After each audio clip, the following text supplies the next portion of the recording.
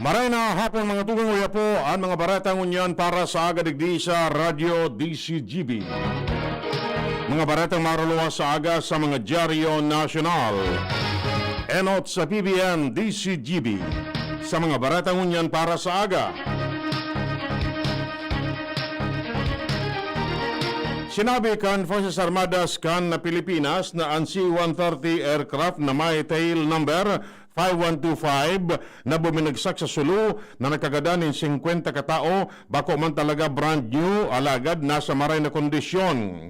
Sinabi ni Armed Forces of the Philippines spokesman Marine Major General Edgar Arevalo na ang nasabing cargo plane igwasanin 11,000 na flying hours na natatada bago ang maintenance kani kan mangyari ang insidente.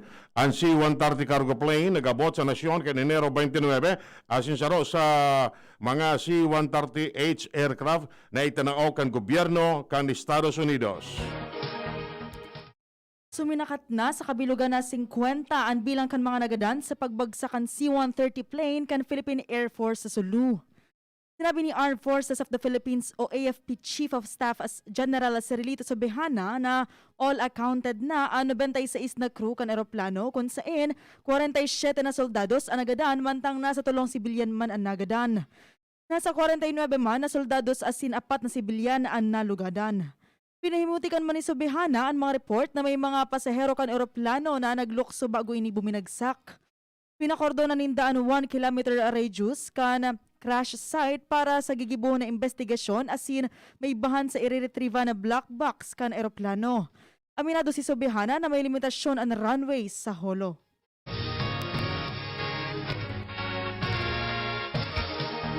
Ipigordean ni Armed Forces of the Philippines Chief of Staff General Cirilito Sobejana na ibugtak sa half-mast ang bandera kan Pilipinas kapos ng mga kampo militar sa internasyon. Inisampang kan sa indang pagmundo sa nangyaring trahedya sa pagbagsak ng C-130 aircraft sa Sulu na ikinagada ng 50 katawo kadaklan mga soldados. Sinabi ni Armed Forces of the Philippines Public Affairs Office Chief Navy Captain Jonathan Zata na anom na aldaw na nasa half-mast ang bandera kan Pilipinas sa kampo militar na nagpuon ngunyan. Ang mga kampo na may nakapatenting soldados na biktima kan trahedya naka-half-mast ang bandera sa god na maipailubong ang mga bangkay.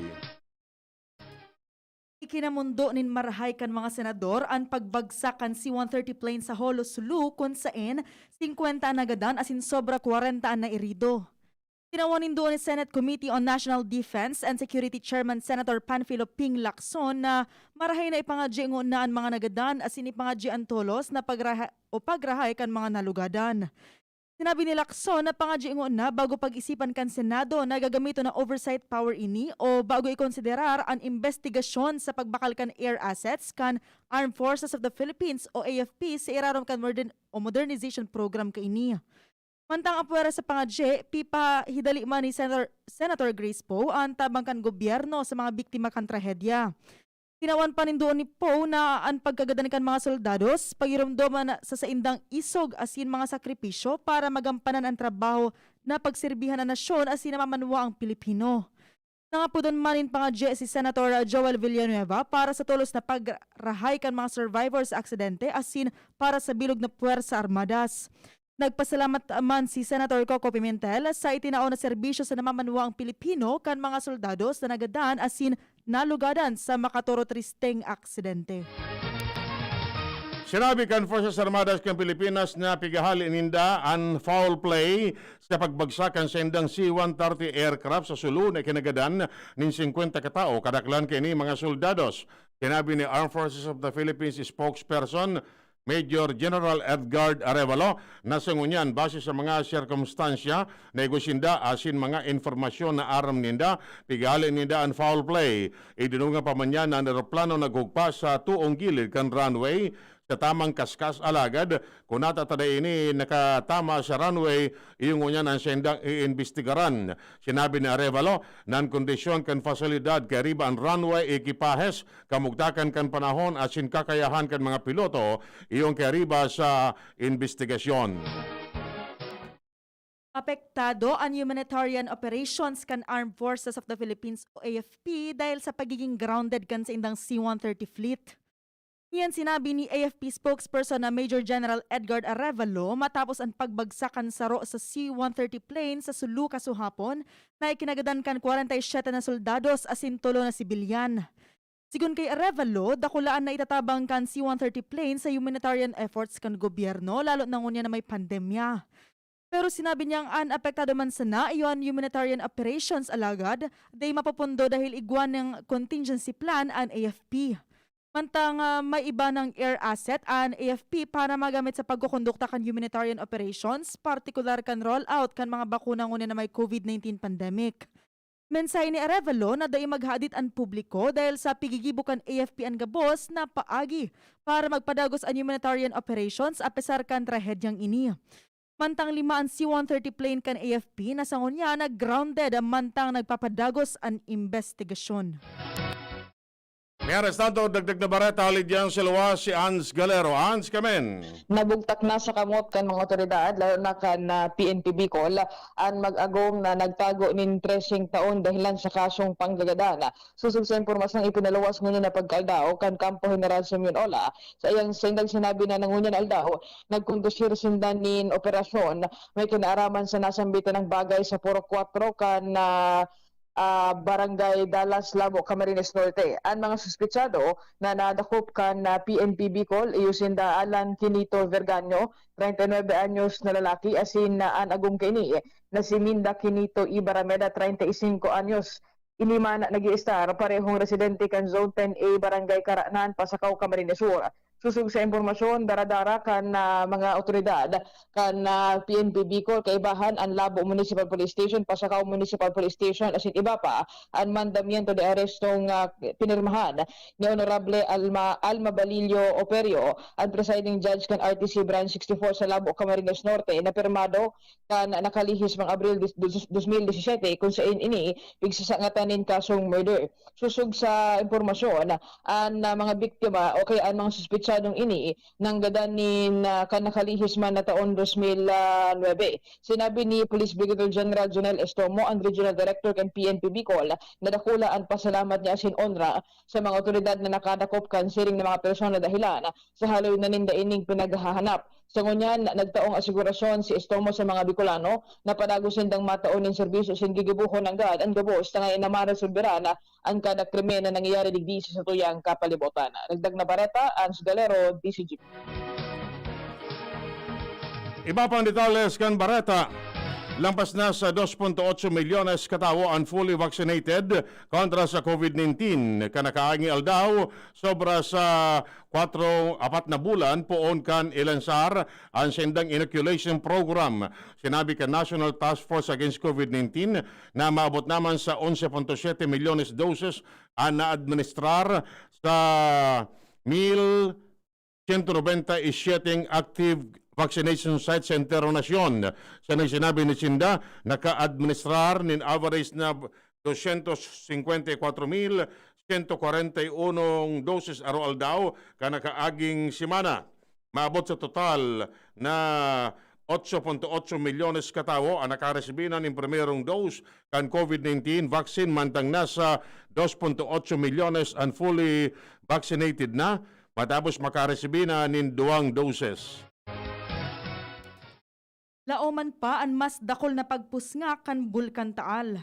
Sigun ini sa FIVOX na nagsabing dakula ang posibilidad na magkaigwanin panibagong pagiging aktibo kan Bulkan Taal araw ka nangyari kan sarong semana. Katukod naman ini kan average na sobra 22,000 tons sa sulfur dioxide na pigbuga kan Bulkan Taal kanakaaging aldaw na pinakahalangkaw na nairehistro kan FIVOX.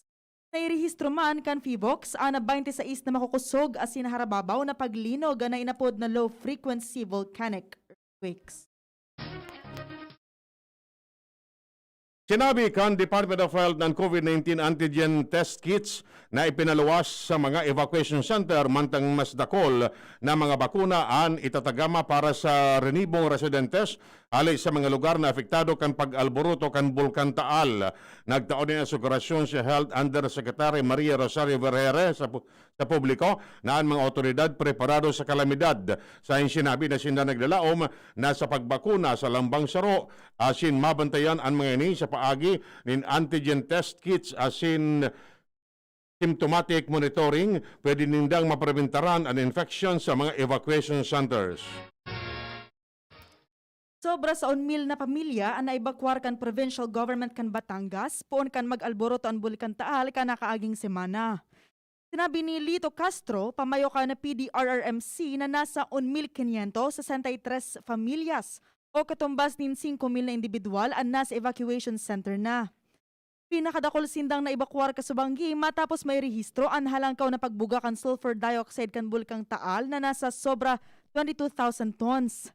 Siniguro pa ni Castro ang napadagos na supply nin pagkaon sa mga apektadong residente, partikular na ang mga nasa evacuation center. Sigun pa kay Castro, kaipuhan pa nindang magbakal ni ng dagdag na N95 mask para man sa proteksyon kan mga residente kontra sa volcanic smog na pigbubuga kan Bulkan Taal. Nagpalawas ang Interagency Task Force for the Management of Emerging Infectious Disease nin protocol para sa fully vaccinated individuals. Sinabi ni Presidential Spokesman Harry Roque na ang mga fully vaccinated individual na nabakunahan nin 2 semana o lampas pa matapos makaresibin nin ika-2 dose nin bakuna, mantang para sa single dose mga ipo pa nin 2 semana o lampas pa na nabakunahan ang mga fully vaccinated pagkatapos makaresibin nin single dose.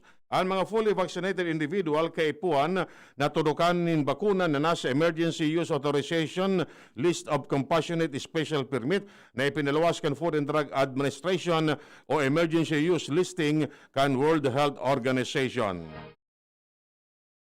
Uminabot na sa sobra 5,000 ang bilang kan mga residenteng nag-ebakwar sa 2 banwaan sa Batangas kasunod kan pag-alboroto kan Bulkan Taal.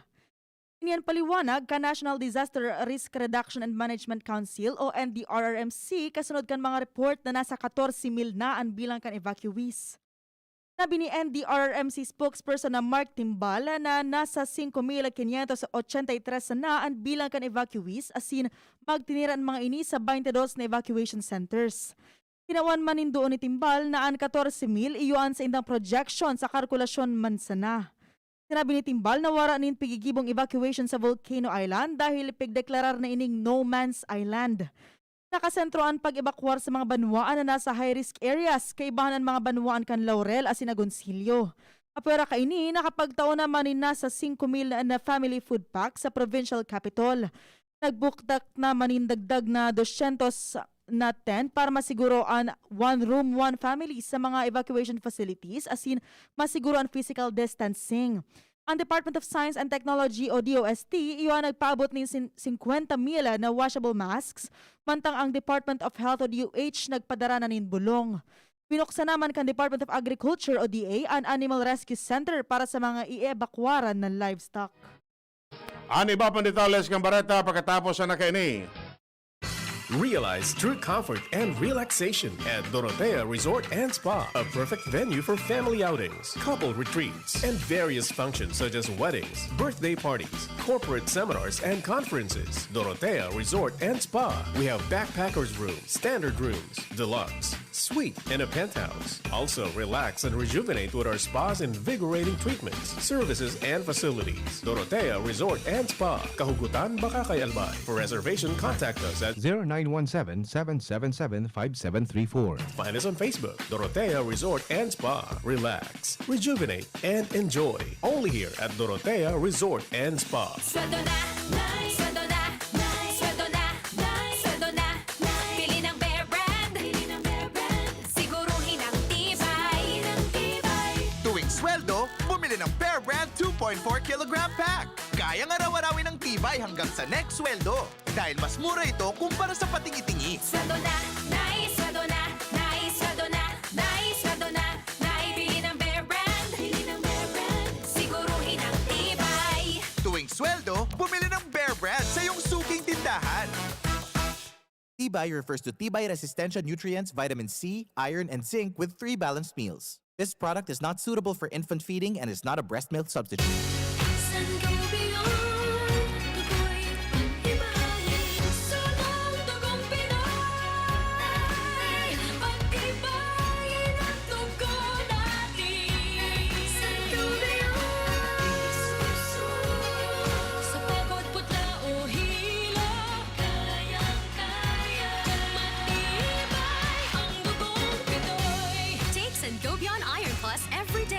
proper diet and exercise. Multivitamins plus minerals is the generic name of Sangobion Iron Plus. If symptoms persist, consult your doctor. Magaling pero di mamahalin. Buti may Surf with Active Clean. Galing niya ng mahal. Surf, batay mas abot kaya di kailangang mahal.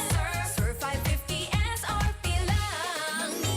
Galing niya ng mahal. Surf, malinis at mabango pa di kailangang mahal. Surf, tanggal kulob ang labada. Surf with Active Clean. Singgaling ng mamahalin based on lab test versus brand X on polyester. Pero 550 SRP pa rin.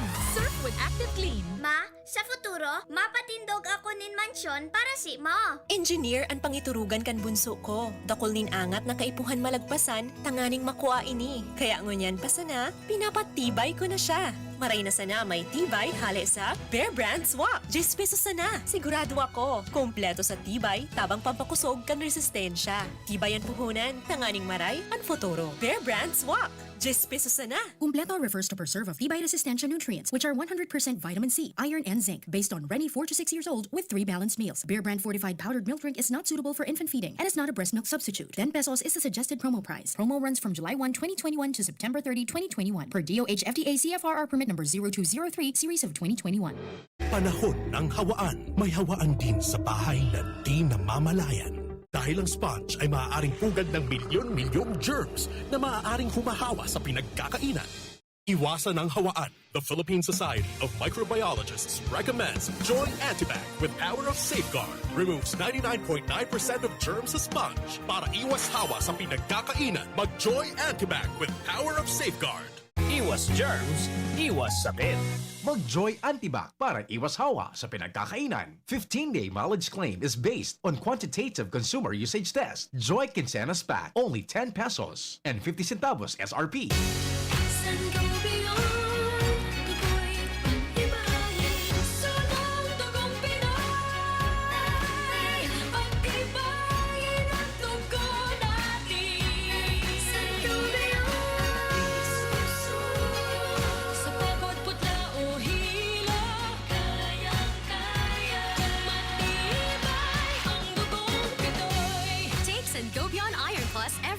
With proper diet and exercise. Multivitamins plus minerals is the generic name of Sangobion Iron Plus. If symptoms persist, consult your doctor. Sa buhay ngayon, gets namin na kailangan madiskarte para buhayin ang pamilya. Kaya you should take care of your health. Gets ka na ng Wilkins Pure. Sure na pure quality water na may global purification standards. Dahil deserve mo ang good health, mag-Wilkins Pure. You are worth a Wilkins. A product of the Coca-Cola Company. Drink Wilkins Pure. Pure quality water for 11 pesos SRP.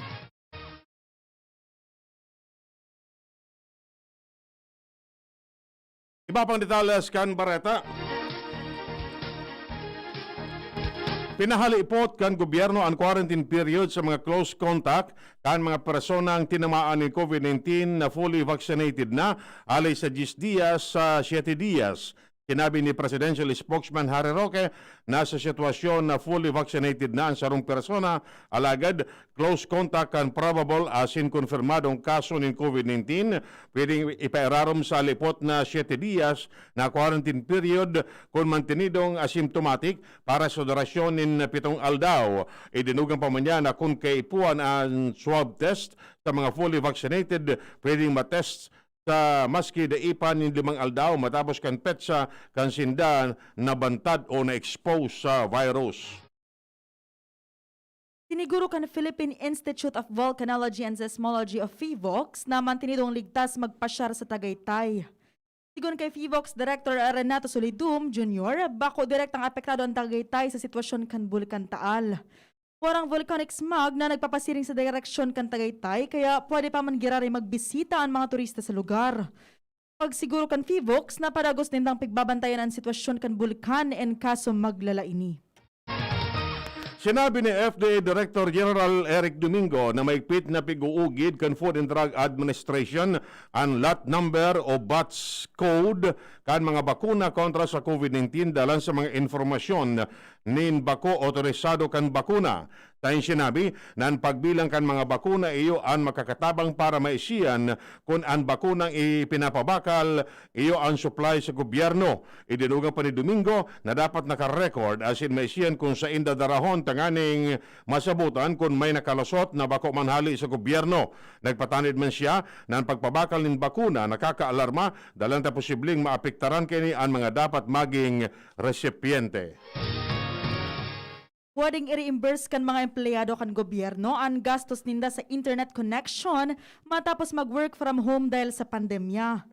Sinabi ni Budget Secretary Wendell Avisado matapos sabihon na nakapalaman sa sindang circular na pwedeng ibalik ang 75 pesos sa kod 300 pesos kada bulan na gastos sa internet kan mga government employee na naka-work from home. Ipuhan sana na magsumitir nin mga kinakaipuhan na dokumento ang mga regular, casual, as in contractual workers para maibalik sa indakan gobyerno ang gastos sa internet. Higlalauman natatawana kan Food and Drug Administration ang Novavax COVID-19 vaccine na efektibo kontra sa Delta variant. Sinabi ni FDA Director General Eric Domingo na Novavax arong bakuna na gibo kan Estados Unidos as in India magayo na pangkontra sa Delta variant mantang nagpalos na ini ni resulta. Sa sinabi na pigilat na sana ang approval kan Novavax Emergency Use Authorization sa United Kingdom, India as in Estados Unidos bago makakompleto sa aplikasyon sa Pilipinas alagad na ilininda ni sa masunod na makakaabot na mga bakuna sa Pilipinas. Dapat na magpautob nin curriculum overhaul ang Department of Education.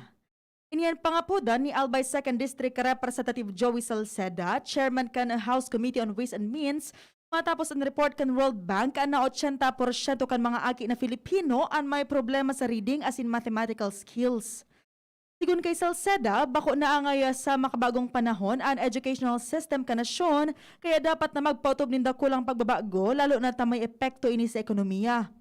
Bako man magkakanigo na undernourished ang mga estudyante, substandard ang learning nga materials, bako practical ang curriculum, sobra sa trabaho ang mga paratukdo asin kulang sa equipment ang mga eskwelahan.